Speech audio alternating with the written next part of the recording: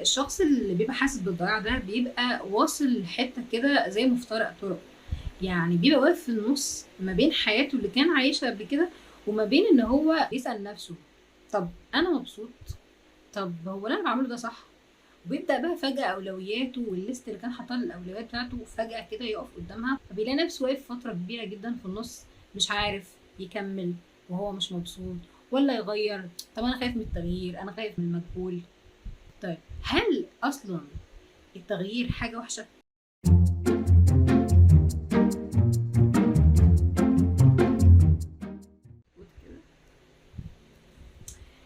ازيكم يا شادوز، إيه الأخبار؟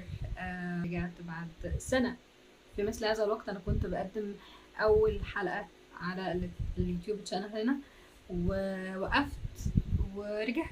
فيلا بينا نبدأ الفيديو، بلاش نطول عليكم. هات حاجة حلوة بتشربها، أنا جبت مَيّة عشان مش باشرب غيرها، ويلا بينا نبدأ الفيديو. أنا إزاي أعرف أصلًا أنا تايهة؟ أو أنا إزاي أعرف أصلًا، أو إيه الشعور ده اللي أنتم بتسموه التوهان والضياع؟ يعني أنا فجأة حياتي كانت ماشية تمام وزي الفل ونجاحات وإنجازات، وفجأة كل حاجة عمّالة تنهار، صحابي عمّالين يختفوا واحد ورا التاني، حاجة أنا كنت باحبها ما عدتش مبسوط فيها، مع إني كنت باحبها جدًا، بس فجأة كده كل دي تغيرات بيحس بيها الشخص اللي حاسس بالضياع أو إن هو فاقد الشغف، ده عقلك اللاواعي، تمام؟ فده بيحصل لنا كلنا ومش لشخص معين، ولا لازم تكون تحت تصنيف معين عشان يتقال عليك كده، ده بيحصل لنا كلنا عادي جدا. واحده صاحبتي دخلت سالتني سؤال حلو جدا، بتقولي مثلا هي كانت بتحب البرمجه قوي، تمام؟ وفجاه حاسه ان هي لا ما عادتش بتحبها، مع ان هي كانت بتحبها جدا، اخدت فيها كورسات وبتدرسها بقالها فتره كبيره جدا، بس فجاه حاسه ان هو فقدت الشغف فيها. فهل ده عادي التناقض ده؟ فانا جاوبتها بحاجه حلوه جدا، قلت لها بصي، هي الكواكب بتتحرك، بتتغير، اماكنها بتتغير، الكره الارضيه بتتغير، الليل والنهار كله بيتغير، كله بيتغير. مش عايزه انت تتغيري؟ قلت لها التغير ده حاجه حلوه وحاجه وحشه. ليه؟ لان ان انت لما تغير حاجه كانت اوريدي سببت لك ازمه في حياتك، زي مثلا تغير بيئه ما عادش مرتاح فيها، تغير مجموعه صحاب خلاص بقيت حاسس ان هم بيرجعوك لورا، ناس مش بتشجعك، ناس طول ما انت معاهم حاسس ان انت مزاجك مش الطف حاجه، فهنا التغير بيبقى كويس. التغير بيبقى وحش لما انت تبدا تلعب في السيستم، في الاعدادات، في الحاجات الثابته، الثوابت بتاعتك، المبادئ، الحاجات، اخلاقياتك، الحاجات اللي انت في طباعك اصلا. ساعتها التغير بيبقى وحش لان انت بتبدا تلعب في حاجه لها علاقه بروحك، شخصيتك. اللي انا قصدي اقوله ان جوه كل واحد مننا حاجه بتميزه، حاجه مختلفه متفرده من نوعها. ونفترض ان جوه كل واحد مننا حاجه شبه الكوره كده، 3 كور مكورين وكورتين مش مكورين، تمام؟ باللورة، اي حاجه تحمل صفه، تحمل ثيمه، تحمل براند، انت جواك البراند بتاعك مختلف، عمره ما يتشابه مع براند بتاع فلان او علان او خلان اي بتنجان، فمش هيبقى شبيه اي حد، انت جواك حاجه مختلفه فريده، فحافظ عليها، حافظ على ده. هل احنا مع الوقت ممكن ننسى الحاجه دي؟ وده اللي انا بتناقش فيه هنا، ان انت ممكن مع الدنيا والظروف والدوشه وكل ده تبدا تنسى انت مين، تبدا تنسى انت عايز ايه، انت كان هدفك الاساسي ايه من الاول، انت طباعك ايه اللي اتربيت عليها، وقيمك الثابته وحدودك، كل ده بيتنسى. هل ما ينفعش ارجعهم؟ لا، عادي جدا بيرجعوا، بس بتبقى محتاج ساعتها وقفه كده مع نفسك، تجيب ورقه وقلم وتقعد وتجيب البتاع ده وتقعد كده ترجع تاني تتناقش مع نفسك، تقعد مع نفسك تسألها هو أنا مبسوط في اللي أنا بعمله دلوقتي؟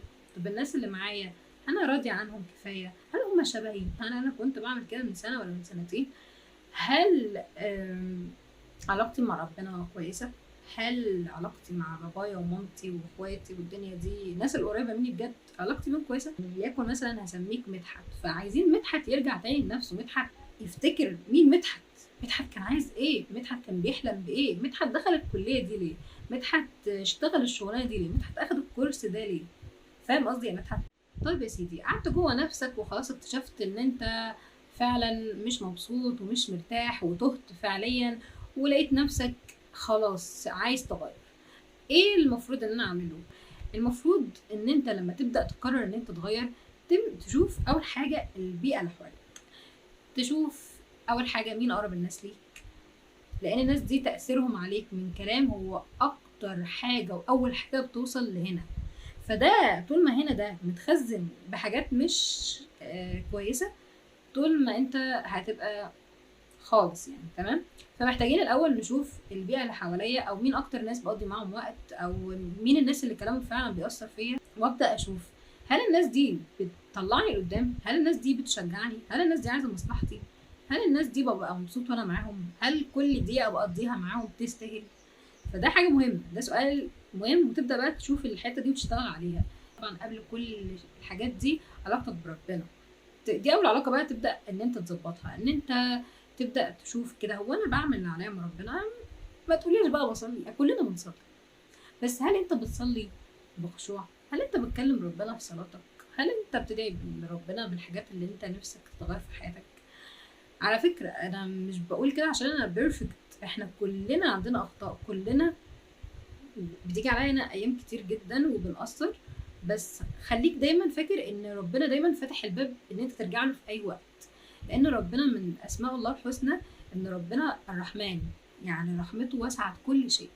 فطول ما باب الرحمه والتوبه موجود انت على طول تقدر ترجع في اي وقت، وربنا مش هيردك. تبدا اول حاجه كده تكتب الحاجات اللي انت عايز تظبطها، علاقتك مع ربنا، علاقتك مع اهلك، علاقتك مع الناس اللي انت بجد بتحبهم. جماعه في حاجه مهمه جدا احنا ساعات بنستقل بيها، او بنقلل من قدرها، او مش بناخدها في الحسبان قوي، الا وهي الناس اللي احنا بنحبهم. احنا ساعات كتير قوي بننسى في اليوم ان احنا نقول الناس اللي احنا بنحبها اننا بنحبها، او نعبر عن حبنا ليهم. زي باباك، زي مامتك، زي اخواتك، صاحبتك، صاحبك، اي حاجه. ف... فبتيجي علينا ايام كتير احنا بنأثر في ده، مع ان ده مهم جدا. يعني ممكن يبقى هو عارف ان انت بتحبه، بس هو بيبقى بس نفسه يسمعها، نفسه يسمع ان انت بتحبه. دي حاجه بتفرق قوي في يومك. فظبط علاقتك بان انت على قد ما تقدر ما تخليش في قلبك حاجه لحد. حاول تتكلم، ما تكتمش. انا عارفه ان في ناس ما بتعرفش تتكلم، وفي ناس طبيعتها انطوائيه شويه، بس على الاقل بيبقى في بني ادم واحد انت بترتاح له في الكلام. فلو في الابيليتي ده، روح واتكلم مع الشخص ده. ده يعني وانت بتتكلم على فكره هتكتشف حاجات في نفسك. يعني انا ساعات كتير قوي بكتشف حاجات عن نفسي وانا بتكلم مع الناس. يعني فوانت بتتكلم مع الناس وسامع صوتك، افكارك بتبدا واحده واحده تطلع، وبتسمع وجهات نظر نفسك. يعني مثلا كان في فيلسوف يوناني اسمه سقراط، كان بيقول ليه مقولة شهيرة بتقول تحدث حتى أراك. يعني انت لما تتكلم او تتحدث انت هتبدأ تشوف اللي هنا، تشوف اللي جواك، تشوف انت جواك ايه، رأيك، تفكيرك، معتقداتك، اهدافك، اولوياتك، كل ده مهم. فبرضه كذلك الشخص اللي قدامك لما يتحدث انت هتبدأ تعرف عنه. في بوينت مهمة لازم نتكلم فيها بما اننا فتحنا الموضوع ده. يقال او مش يقال، هي دي الحقيقة. لما انت بتكون في مرحلة فقدان الشغف، او ان انت منطفي، او ان انت حزين، اوكي ممكن نسميها حزين، بيجيلك الشيطان وبيقعد يخليك تضغط على الجرح بتاعك. يعني ايه يضغط على الجرح؟ يعني انت بتبقى مجروح من حاجة، زعلان من حاجة. ثانية اوديك كوباية عشان نسيت ماسكها طول الفيديو. المهم بيجيلك الشيطان وبيخليك تقعد تضغط على الجرح بتاعك. انت مثلا دلوقتي بتبقى حاسس ان انت فاشل، طول ما انت فاقد الشغف بيبقى فيه شعور مسيطر عليك انا فاشل.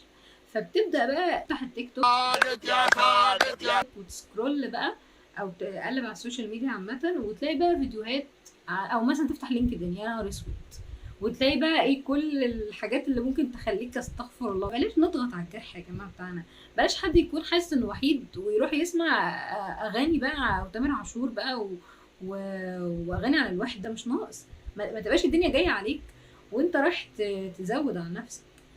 فدي حاجه مهمه لازم ناخدها في الاعتبار لما تبقى في فتره فقدان الشغف، او انت منطفي، او حاسس بشعور سيء. ما تروحش تضغط على نفسك في الشعور ده، ما تفكرش نفسك كل شويه ان انت فاشل، ما تفكرش نفسك كل شويه ان وحيد ومحدش عايزك في الحياه. عامه دي بتبقى زي ما قلت لك، هي بتبقى فكره عقلك تبناها في فتره ما في حياتك، ويبدا بقى يسوحك ويكررها كل شويه. بس ده مش معناه ان الفكره حقيقيه، اوكي؟ يبدا عقلك يكررها لحد ما توصل هو لفتره فقدان الشغف اللي احنا بنتكلم عليها، اللي مفيش بني ادم ما بيمرش بيها في حياته. على الاقل اللي بيسمع الفيديو ده مر بالفتره دي في حياته، سواء مره مرتين، يعني انا مش فاكره انا مريت بيها كم مره يعني، بس بعد منها وعارفه ازاي بنعدي منها وتقبلتها عشان هو ده الواقع. طيب خلينا دلوقتي متفقين ان احنا خلاص عملنا التشيك ليست بتاعتنا، وقفنا وقفه مع نفسنا، قلنا هنظبط علاقتنا وعلاقتنا مع ربنا، كل ده عملنا عليه صح صح صح. طيب تالت او ايه الخطوه اللي بعد كده؟ وات ذا نيكست؟ اوكي، تالت خطوه معايا ان احنا نبدا ندور على الجزء اللي بيعبر عننا احنا، عن شخصيتنا احنا، عن الحاجه اللي بتحسسنا ان احنا بجد مبسوطين ان احنا عايشين، الا وهي هواياتك، شغلك، الحاجه اللي انت بتعملها في حياتك. مثلا في حالتي انا اكتر حاجه انا مبسوطه وانا بعملها المسرح. تمام، انا دخلت المسرح في نفس هذا الوقت السنه اللي فاتت. تمام، واكتشفت ان وانا بشتغل في المسرح ان دي اكتر حاجه بتحسسني ان انا عايشه. اوكي، مثلا انا جيت في فتره حسيت ان انا فاقده الشغف، زي ما احنا قلنا دي فتره بتيجي عادي. فهنا هيبقى قدامي احتمالين، اما ان انا فاقده الشغف ومش عايزه اكمل عامه عشان ضغوطاتي، بس غالبا في الاحتمال ده انا برجع تاني. تمام، ويا اما ان انا فعلا وصلت لحته في حياتي المسرح ما عادش مناسب ليا، المسرح ما عادش بيلبي احتياجاتي، او في الفتره دي انا لازم ابدا افكر في حاجه اكثر تطورا او ملائمه اكتر للظروف اللي بقت حواليا دلوقتي. افترض ان انت يا صديقي الشادو في حاجه او هوايه معينه انت بتحبها وبطلتها خلاص، تمام، عشان انت فقدت الشغف من ناحيتها. هتسال نفسك سؤال واحد بس، هل الحاجه دي انا بجد بجد بحبها وبجد بجد عايزه ارجع لها، وفعلا لو جربت اعمل حاجه تانية مش هحس ان انا مبسوط زي ما انا كنت مبسوط وانا بعملها، ولا الحاجه دي فعلا ما عادتش بتلبي احتياجاتي في الوقت ده، وانا فعلا محتاج ان انا جرو اب وابدا افكر بطريقه مختلفه. يعني نفترض مثلا يا سيدي ان انت كنت متعود كل خميس تروح حجز كوره مع اصحابك، ماشي يا شادو، وجت فتره كده خلاص ان انت اتعرفت مثلا على شله صحاب، شله الصحاب دول بيعملوا حاجه مختلفه، وليكن صحابك دول بيعزفوا، يعني شله كورال الجامعه مثلا. تمام، انت اصلا دي حاجه بعيده كل البعد عنك، وانت متاكد ان يا جماعه انا صوتي وحش، يا جماعه انا مش عارف ايه. فالمهم ان نزلت معاهم وفعلا اكتشفت ان انت بتعرف تعزف مثلا، طلعت مثلا بتعرف تغني، فانت بتكتشف حاجه جديده في نفسك ما كنتش تعرفها من خلال ان انت بطلت حاجه.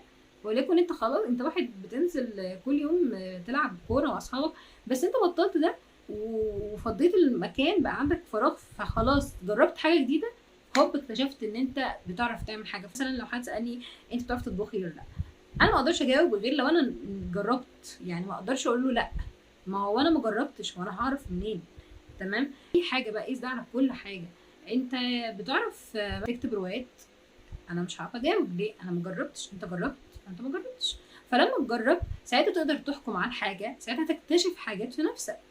اوكي، وعلى فكره عايزه اقول لك على حاجه، خلي فيك اصلا الحته دي ان انت تبقى شخص بيحب يجرب. هي اصلا الحياه ما هي الا تجارب، ما هي الا انت تجرب وتقع وتكتسب خبرات وتتعلم، هي حياه كده. وعلى فكره انت لو قررت ان انت ما تجربش، انت كده كده هتجرب، الحياه تجبرك ان انت تجرب، وهتديك دروس وهتبعت لك حاجات كتيره قوي، سواء بقى نجحت في الاختبار ده او ما نجحتش، هي كده كده الحياه كلها اختبارات. وهقول لك على حاجه برضه، انا بصراحه مقتنعه بفكره ان اي شخص في حياتي بقابله ما هو الا يعني جاي يقول لي مسج، هو جاي يقول لي مسج، حتى لو الشخص ده كان هيكمل معايا باقي عمري مثلا، بس برضو اي شخص بقابله في حياتي هو حامل مسج توصل لي، رساله، درس، فكره هتعلمها منه، رايه مثلا، معلومه انا مكنتش اعرفها. فدايما دايما خليك حاطط الموضوع ده فيك قوي، ان انت اي حد تتعامل معاه انت حاول قدر المستطاع انك تستفيد من الشخص، مش انك تستغله، بس ان انت تسمعه، تشوف رأيه في الحياة، مش لازم تتأثر برأيه. انا مش مع الفكرة دي خالص، انت ليك رأيك وانت كيان لوحدك، بس برضو في ناس بيبقى رأيها فعلا مفيد، في حاجات احنا ما بنعرفهاش غير لما بنقعد مع ناس ذو علم يا جماعة.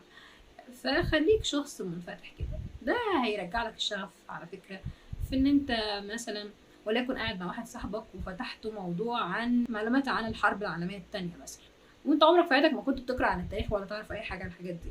فجاه لقيت نفسك روحت فتحت فيديوهات الدحيح عن الحرب العالميه الثانيه، وفجاه تغوصت قوي، رحت نزلت اشتريت كتاب عن الحرب العالميه وبدات تقرا في التاريخ. لقيت نفسك عندك شغف وباشن قوي لموضوع التاريخ ده فهي بتيجي كده. اوكي، ده مثال بسيط عن ازاي الشغف بيتولد تاني. مش لازم الشغف يتولد للحاجة اللي كنت متعود ان انت تعملها طول الوقت، فخلي عندك الابيليتي، المساحة انك تجرب حاجة جديدة ممكن تكون مختلفة وبعيدة كل البعد عن شخصيتك، ولكن ممكن تكون هي المفتاح اللي يقربك للشغف ويرجع لك الحياة وشعورك ان انت عايز تجرب وتعيش. اوكي، يا رب تكون المسج وصلت. حابه اقول في نهايه الفيديو يا رب يكون الفيديو عجبكم، يا رب تكونوا استفدتوا باي حاجه، وادعوا لي بقى ان شاء الله ما كسلش وانزل فيديوهات تاني قريب.